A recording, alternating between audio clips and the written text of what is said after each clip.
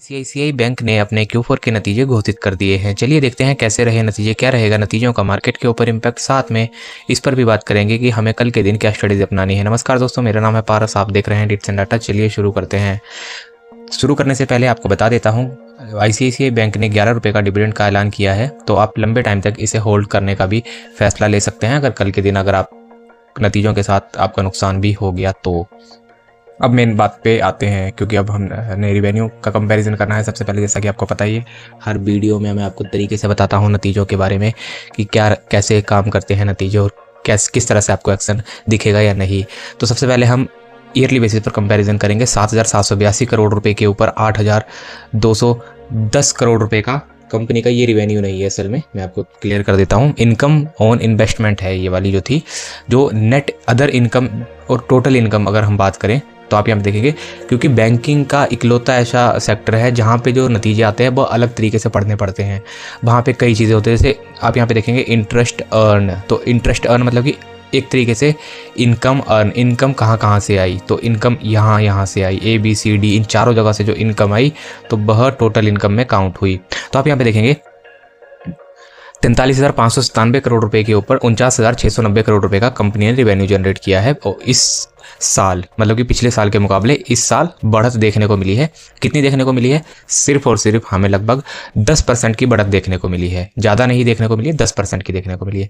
अगर हम quarterly basis पर बात करें तो पिछले क्वार्टर में, दिसंबर के क्वार्टर में Q3 में 48,367 करोड़ से 49,690 करोड़। इसका मतलब हमें लगभग 5% की, 5 भी नहीं 4% की उछाल देखने को मिली है। तो ज़्यादा बड़ी उछाल तो नहीं है, लेकिन हाँ पॉजिटिव नतीजे रहे हैं। कंपनी के घाटे में व्यापार नहीं किया है। अब बात करते हैं कंपनी के खर्चे की तरफ। अगर हम कंपनी के खर्चे की तरफ नजर डालें तो आप यहाँ पे देखेंगे 28,000 करोड़ से 32,000 करोड़ रुपए का खर्चा बढ़ा है, मतलब कि 4,000 करोड़ रुपए का खर्चा एक्स्ट्रा बढ़ा है। लेकिन हमने देखा कि हमारे को 5,000 करोड़ रुपए का ज़्यादा मुनाफा भी हुआ था। मतलब मुनाफा नहीं, आय हुई थी एक तरीके से हम कह सकते हैं हिंदी में अगर कहें तो। नहीं तो रिवेन्यू ज़्यादा जनरेट किया था 5,000 का, उसके ऊपर 4,000 का कंपनी ने एक तरीके से हम कह सकते हैं अपना खर्चा भी कर लिया। इसका मतलब कि अगर हम मार्जिन की तरफ नज़र डालेंगे तो हमें 100% इसमें इस साल गिरावट ही देखने को मिलेगी। अब आते हैं मार्जिन के ऊपर। यह है कंपनी के मार्जिन। जो कंपनी का मार्जिन निकल के आया वह पिछले साल 15,000 करोड़ था, इस बार 17,664 करोड़ है।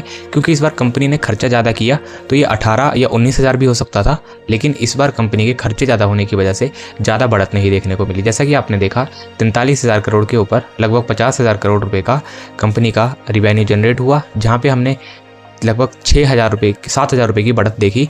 लेकिन उसके मुकाबले में जो कंपनी के पास पैसा आया सिर्फ 2,000 करोड़ रुपए ज़्यादा आया, 15 के ऊपर 17। तो इस तरह से जैसे कि मैंने आपको एक्सपेंसेस देख के ही बता दिया था कि मार्जिन में इम्पैक्ट देखने को मिलेगा। अब बात करते हैं क्वार्टरली बेसिस पर, एक बार देख लेते हैं। एकदम फ्लैट सा ही है, इसमें देखने की भी ज़रूरत नहीं है। आप यहाँ पे देख सकते हैं 16 से 17 बढ़त है, बट फ्लैट ही हम इसे कह सकते हैं एक तरीके से। अब बात करते हैं NPA कंपनी। आपको पता होगा बैंकिंग के जब भी नतीजे देखे जाते हैं तो NPA सबसे वैल्यूएबल चीज़ है जिसे हम देखते हैं। लेकिन NPA से पहले सबसे पहले नेट प्रॉफिट देख लेते हैं एक बार। कंपनी के हाथ में क्या आया? 10,707 करोड़ पिछले साल कंपनी का मुनाफा था। उसके मुकाबले कंपनी ने इस साल 12,629 करोड़ रुपए का मुनाफा जनरेट किया। आप यहाँ पे देखेंगे लगभग हमें 10% की यहाँ पे उछाल देखने को मिल रही है। 10 से 20% भी ये कह सकते हैं, लेकिन 10 से 15% इसे लेकर चलते हैं क्योंकि राउंड ऑफ है थोड़ा, आप यहाँ पे देख सकते हैं। और अगर हम क्वार्टरली बेसिस पर बात करें तो लगभग हमें यहाँ पे 8% की उछाल देखने को मिल रही है। तो कुछ खास नहीं है, लेकिन हाँ पॉजिटिव ही है। गिरावट में कुछ भी हमें अभी तक देखने को नहीं मिला है। अब बात करते हैं कंपनी की अर्निंग पर शेयर की तरफ नजर डालते हैं। पिछले साल कंपनी की अर्निंग पर शेयर 15 रुपये 26 पैसे थी, उसके मुकाबले इस बार 17 रुपये 87 पैसे हो गई है। लेकिन वहीं पर क्वार्टरली बेसिस पर 16 रुपये 72 पैसे से 17 रुपये 87 पैसे, कुछ खास फर्क नहीं है अर्निंग पर शेयर पे। लेकिन जिस तरह से हमने नतीजे देखे, अर्निंग पर शेयर क्या होता है मैं आपको एक बार बता देता हूँ। जो भी आपके नतीजे होते हैं इनके एक तरीके से हम अपनी नॉर्मल भाषा में कह सकते हैं कि इसका निचोड़ होता है। आपने देखा कि जिस तरह से कंपनी का रिवेन्यू और कंपनी की आय आई तो उसका एक कैलकुलेशन निकल के आया कि हल्की हल्की बढ़त देखने को मिली। तो उसी तरह से 15, 16, 17 हमें ये बढ़त देखने को मिली। अब बात करते हैं कंपनी का NPA।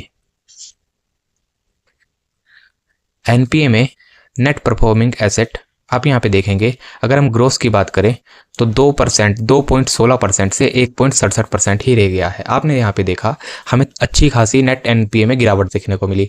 इससे बैंकिंग सेक्टर में आईसीआईसीआई बैंक के शेयर में हमें कल गिरावट देखने को मिल सकती है। गिरावट ज़्यादा तो नहीं, लेकिन हाँ अच्छे नतीजे इसे हम नहीं मान सकते। अगर हम, ये तो ग्रोस एनपीए था, अब नेट एनपीए की अगर हम बात करें तो आप यहाँ पे देखेंगे 0.42% से 0.39% रह गया है। क्वार्टरली बेसिस पर भी बिल्कुल वैसा ही रहा, 42% से 39% रह गया है। हमने यहाँ पे देखा ओवरऑल नतीजे हमें बेकार नजर आए।